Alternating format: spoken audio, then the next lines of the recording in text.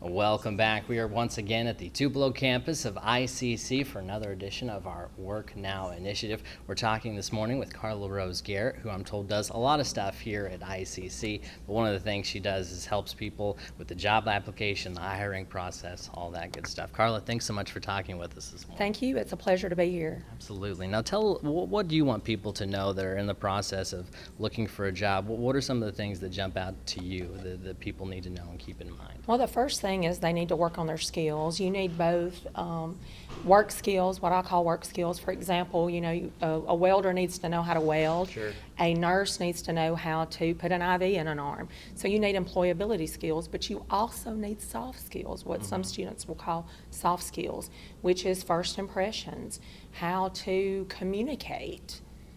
Yeah, absolutely, and that can be a tricky thing. I feel like nerves sometimes can get in the way of that. Do you see that a lot with students that are maybe nervous about taking that next step from college to the career? Oh, absolutely. Yeah, moving from college to being a good employee is a big first step, and we try to teach them skills on interviewing and resume writing so that they're prepared to enter the job market. Now, you mentioned resume writing. Is that a skill that you feel like changes and that people need to constantly be updating and working on, or do you feel like once you're an expert resume writer that you're probably good to go? How do you feel about that? Oh no, resumes are an evolving document, but I always tell students if you start with a good blueprint, then you can always update and upgrade your resume. So many things you want to do, you want to focus on content and appeal, for example. Okay.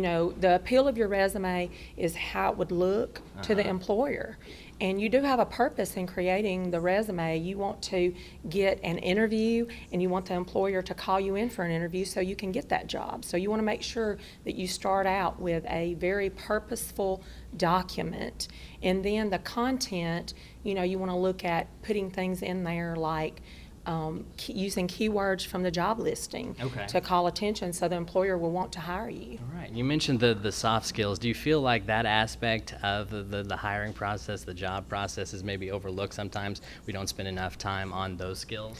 Absolutely. In fact, there are certain skills that employers say they want that are lacking in some of our graduates, and we're going to work here on teaching our students how to develop those skills and get stronger in those skills. For example, dependability is a big thing that employers want nowadays. They want someone who will show up for work, and they want someone who can adapt to the changing work environment.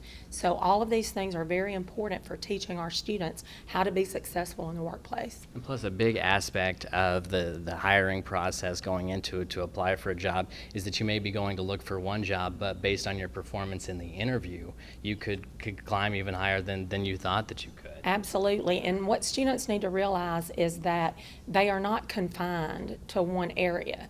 There are lots of different jobs that use the same set of job skills. So we want to teach them to expand their options and be open to other opportunities instead of just putting all their skills in one basket or thinking inside a box. We want them to think outside of the box and look for other opportunities when they do job search. And I can see how that would be difficult for a student because you spend so much time in school focused on going in one direction. Absolutely. The key word is focused for so long, and then you want to broaden your horizons. That can be difficult to sort of switch your mindset. Yeah, and they get confused. They start focusing so much on work skills and their education, getting their education and work skills, which is one part of it. An important part. Yes, a very important part. They have to know how to do things, but also they need to know those other skills that come with looking for a job, which I call employability skills altogether. So it all factors into the perfect job candidate, I guess, if they have both of those areas.